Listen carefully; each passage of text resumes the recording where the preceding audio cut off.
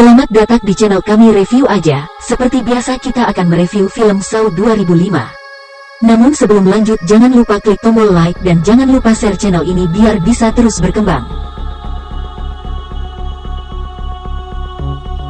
Pada scan awal, cerita menampilkan seseorang pria yang berada di ruangan penyiksaan. Kita sebut aja nama seseorang yang disandra itu adalah Michael. Terbangunnya Michael. Dia melihat situasi di sekelilingnya diisi dengan semacam peralatan-peralatan seperti TV, kursi, dan cermin. Dan anehnya lagi, di leher si Michael terdapat sebuah alat aneh gitulah. Kita sebut aja nama alatnya, topeng kematian. Setelah Michael sudah memperhatikan kondisi di sekelilingnya dengan baik, TV pun menyala dan muncul seseorang menggunakan topeng psikopat. Dan psikopat itu pun menyampaikan kepada si Michael bahwa video yang kau saksikan ini adalah video di mana kau tertidur 2 jam lalu sambil aku memasangkan topeng kematian padamu. Dan berkata kau adalah seorang mata-mata yang tidak menghargai tubuhmu. Yah, di sini, psikopat itu ingin memainkan sebuah permainan dengan si Michael. Dan sadisnya lagi, ternyata salah satu cara untuk membuka topeng kematian yang ada di leher si Michael, dia harus mencungkil matanya yang sudah ditanamkan kunci oleh psikopat tadi. Sungguh sadis permainan dari psikopat itu. Michael pun memberontak dalam ruangan itu dan menghancurkan apapun di sekelilingnya. Dan tanpa sadar dia telah memulai permainannya karena pengait yang menempel di topeng itu telah lepas. 1 menit sebelum topeng itu tertutup, Michael pun tidak mempunyai pilihan selain mencungkil matanya yang di dalamnya terdapat kunci untuk melepaskan topeng di lehernya. Akan tetapi Michael pun berputus asa dan berteriak minta tolong. Dan pada akhirnya dia pun tewas.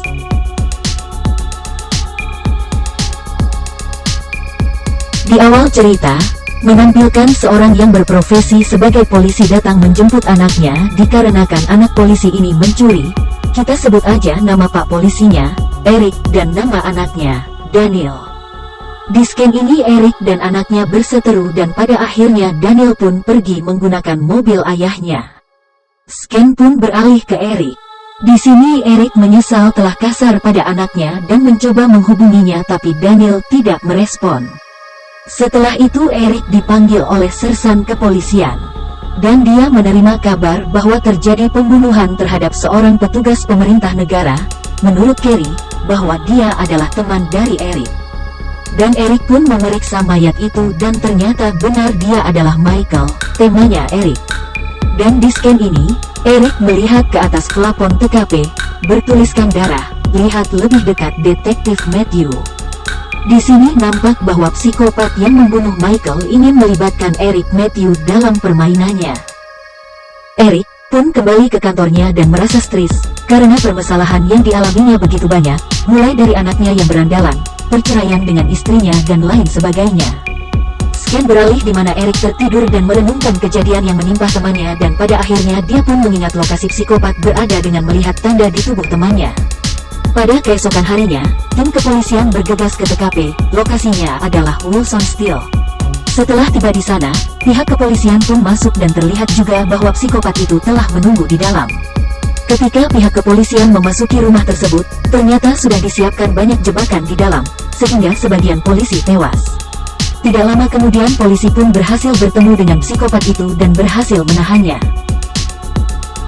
Mereka pun menginterogasi psikopat itu, dan Eric diarahkan untuk mengecek sebuah ruangan besi, dan di dalamnya dia menemukan berupa CCTV, dan Eric melihat di dalam CCTV itu. Ada banyak orang dan dia melihat anaknya juga ada terkurung di dalam. Psikopat itu mengidap sebuah penyakit kanker yang mengharuskan dia menggunakan oksigen tambahan. Salah satu regu ingin mengebom lokasi di CCTV itu. Scan beralih ke orang-orang yang sedang terkurung, mereka bercengkrama sambil minta tolong tapi tidak ada yang respon. Tidak lama setelah itu seseorang muncul dan dia bernama Amanda. Awal kemunculannya dia menggerutu. Sambil menggerutu dia membongkar sebuah bata dan menemukan sebuah rekaman, dan dia memutarnya. Dalam rekaman itu seseorang berbicara, menyampaikan kepada para tahanan agar memulai sebuah permainan dan diberi waktu 2 jam untuk menyelesaikan permainan itu. Ada resiko ketika mengabaikan permainan dan tidak mengikuti alur permainan maka dia akan mati. Dan satu di antara mereka telah mati karena tidak menjalankan permainan dari psikopat. Scan beralih ke Eric, yang menginterogasi psikopat, dan dia malah diarahkan untuk mengikuti arahan dari psikopat itu. Beralih ke scan para tahanan mereka menerima dari rekaman bahwa kode berada di belakang pikiran kalian. Tiba-tiba pintu pun terbuka dan mereka akhirnya keluar ruangan itu, akan tetapi masih terkurung dalam rumah itu. Mereka mengotak-atik ruangan itu untuk mencari kode untuk keluar, hingga mereka menemukan pintu yang bertuliskan keluar. Scan beralih ke Eric. Eric ingin berbicara santai dengan psikopat itu. Psikopat itu menginginkan sebuah permainan. Scan beralih ke pria berotot yang ingin menghancurkan pintu keluar, akan tetapi sia-sia. Mereka pun masih mencari sesuatu untuk membuat mereka keluar. Dan seseorang wanita berhasil menemukan sebuah pintu. Beberapa di antara mereka memasuki pintu tersebut dan mencari sesuatu di dalam. Dan mereka menemukan sebuah boneka yang tertusuk pisau bertuliskan Obi. Setelah itu rekaman radio tiba-tiba berbunyi dan wanita itu mendapat petunjuk bahwa dia menunjuk seseorang yang dia curigai sebelum dia tiba di rumah yang mengurung mereka semua. Tidak segan, pria botak itu ditodongi pisau oleh pria berotot. Dengan tidak segan pria botak menggoreskan pisau ke lehernya dan setelah itu dia masuk dalam sebuah lubang dan tiba-tiba terkunci. Setelah dia mengambil sebuah suntikan dan api pun tiba-tiba menyala dan membakar pria botak itu. Pria botak itu berusaha diselamatkan. Dia akhirnya keluar akan tetapi sudah tewas setelah seperdua tubuhnya keluar. Scan beralih ke psikopat yang berbincang dengan Eric. Dia tidak tenang karena anaknya disandra. Psikopat itu terus menyerang mental dari Eric. Dia membahas tentang ketidaksayangan Eric pada Daniel. Eric merenungi hal itu. Psikopat itu yang bernama John Kramer yang terkena kanker menjelaskan alasan dia melakukan kejahatannya, dikarenakan dia telah muak dengan sisa hidupnya dipenuhi dengan sebuah ujian. Hingga akhirnya dia ingin menguji seseorang dengan sebuah tekanan-tekanan, akan tetapi cara yang dia gunakan terlalu sadis. Tentu Eric tidak menyetujui hal itu. Scan beralih ke Daniel. Amanda adalah orang yang selamat dari permainan yang dilakukan psikopat padanya dan dia juga seorang pecandu. Amanda menceritakan dirinya bahwa dulu dia dipenjara oleh polisi dan tak lain yang memenjarakannya adalah Eric.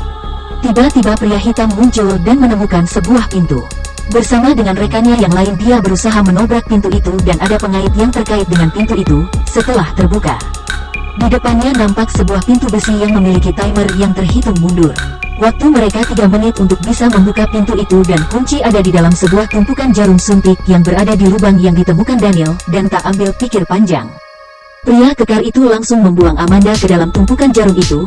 Amanda merintih kesakitan sambil mencari kunci yang ada di dalam tumpukan jarum dan pada akhirnya dia berhasil. Akan tetapi waktu mereka habis dan pintu besi pun tertutup, dan pria kekar itu memutuskan untuk bekerja sendiri setelah mereka gagal membuka pintu besi itu. Scan beralih ke Eric yang menyaksikan CCTV dan kondisi para tahanan. Dia kesal kepada psikopat itu dan mengacaukan barang-barang psikopat itu. Dan mengancam psikopat itu jika dia membunuh Daniel maka dia akan membunuh psikopat itu, dan terungkap bahwa para tahanan yang dikurung oleh psikopat itu semuanya, Eric yang memasukkannya dalam penjara. Scan beralih ke pria berotot. Dia merenungkan info dari rekaman, bahwa kode ada di belakang pikiran kalian. Dan dia pun mendapat petunjuk setelah menyaksikan mayat yang tergeletak yang di awal. Scan mereka tampil dibunuh.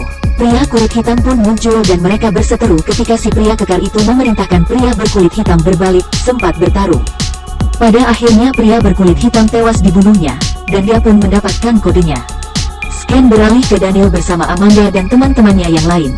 Tidak sengaja Addison menemukan foto bahwa ternyata Daniel adalah anaknya Eric, dan tiba-tiba salah satu dari rekan mereka meninggal secara mendadak, dan Addison memutuskan untuk pergi. Tiba-tiba terdengar suara dari pria kekar memanggil Daniel dan Amanda. Amanda pun sadar bahwa telah terjadi pembunuhan di antara mereka, dan Amanda menyadari bahwa pria berototlah pelakunya. Pria berotot itu mengejar Amanda dan Daniel. Mereka sempat bertemu akan tetapi mereka kabur. Aksi kejar-kejaran itu disaksikan oleh Eric. Eric pun bergegas membawa senjata dan menyerang psikopat itu secara brutal. Psikopat itu pun dihajar hingga ia diberitahu lokasi Daniel berada. Scan beralih ke Addison yang ingin mengambil sebuah suntik dalam sebuah perangkap kaca. Ia berteriak dan pria berotot pun muncul. Di scan ini pria berotot tidak membunuh Addison. Dia hanya ingin melihat nomor di belakang leher Addison, dan setelah itu, pria berotot pun pergi. Daniel dan Amanda mendengar teriakan minta tolong. Scan kemudian beralih ke Eric yang menghajar psikopat itu, dan psikopat itu pada akhirnya memberitahu posisi Daniel berada. Dan pada akhirnya mereka berdua pun sepakat untuk pergi berdua saja dan meninggalkan polisi yang lainnya. Polisi yang lain pun bergegas pergi mencari mereka menggunakan alat pelacak, dan pada akhirnya terlacak dan mereka pun berangkat ke lokasi Daniel berada. Scan beralih ke Amanda dan Daniel yang sedang dikejar oleh pria berotot. Daniel dan Amanda akhirnya masuk ke ruangan pertama ketika mereka dikurung, sambil menahan pintu yang sedang didobrak oleh pria berotot. Daniel dan Amanda menahan pintu itu agar tidak dimasuki oleh pria berotot itu. Singkat cerita, Amanda menemukan sebuah ruangan tersembunyi di balik berangkas besi yang mereka dorong. Awalnya terkunci. Pada akhirnya Daniel mengingat bahwa kunci ada sama Jonas yang tergeletak wafat. Setelah ruangan itu terbuka, mereka pun masuk. Beralih ke scan Eric yang telah tiba ke lokasi Daniel, dia pun masuk.